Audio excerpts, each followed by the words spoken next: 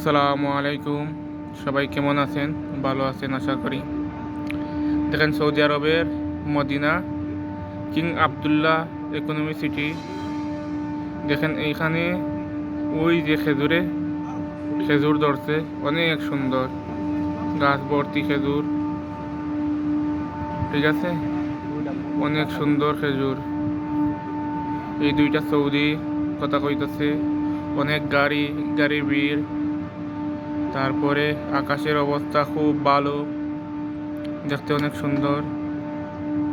তারপরে ওই নিচেতে পার্কিং, এইদিকে আছে সাইকেল রাখার জায়গা, যে এইটা দিয়ে মানুষ যাওয়া আসা করে।